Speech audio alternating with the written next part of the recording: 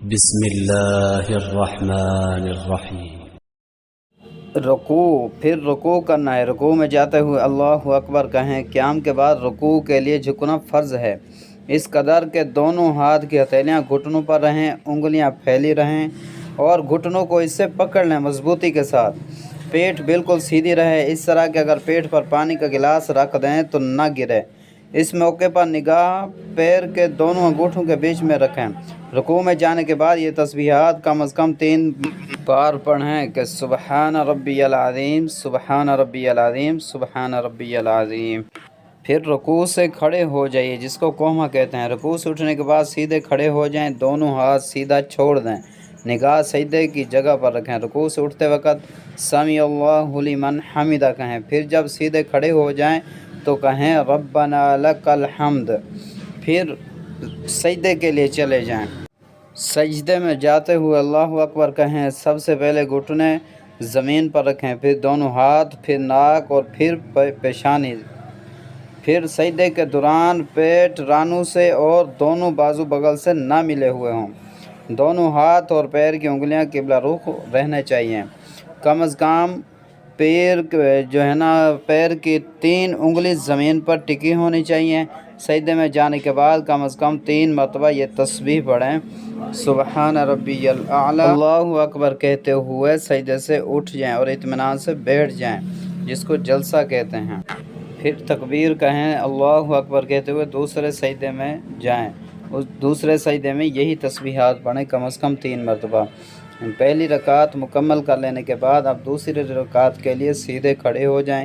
پہلے بسم اللہ پڑھیں، پھر سورۃ الفاتحہ، اس کے بعد کوئی دوسری سورت پڑھ لیں۔ پھر تکبیر کہتے ہوئے رکوع کریں، سجدہ کریں جیسے پہلی رکعت میں کیا تھا۔ اپنے پاؤں کو سیدھی طرح رکھیں جیسے کہ آپ کو نظر آ رہے ہیں۔ دوسری رکعت مکمل کرنے کے بعد پھر بیٹھ جائیں دوسرے سجدے کے بعد، جس کو قاعدہ اخیرہ کہتے ہیں۔ اللہ اکبر کہتے ہوئے قاعدہ میں بیٹھ جائیں، پھر تشہد پڑھیں۔ التحیات للہ والصلوات والطیبات والسلام علیک ایھا النبی ورحمۃ اللہ وبرکاتہ، السلام علینا وعلی عباد اللہ الصالحین، اشہد ان لا الہ الا اللہ واشہد ان محمدا عبدہ ورسولہ۔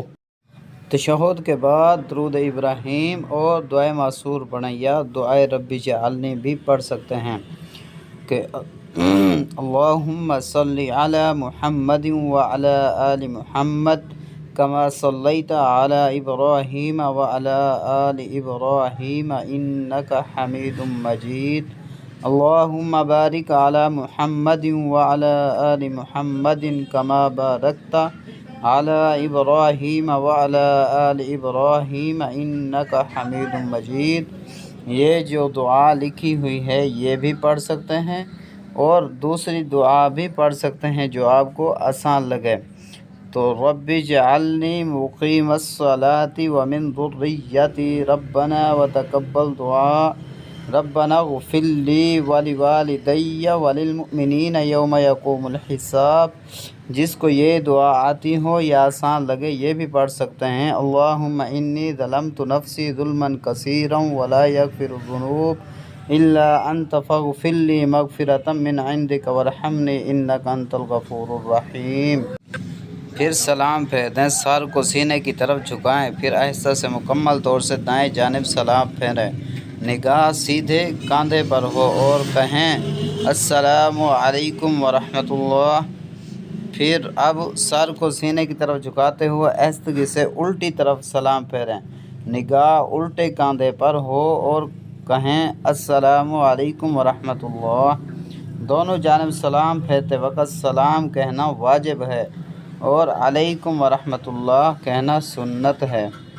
پھر اگر نماز میں بھول جائیں، کوئی واجب چیز رہ جائے تو پھر سجدہ سہو کر لیں۔ تشہد پڑھ لینے کے بعد صرف سیدھی طرف سلام پھیریں اور 2 سجدے کریں۔ دیکھیے، حتیٰ کہ اگر نماز میں ایک واجب سے زیادہ واجبات چھوٹ جائیں تب بھی ایک دفعہ سجدہ سہو کریں۔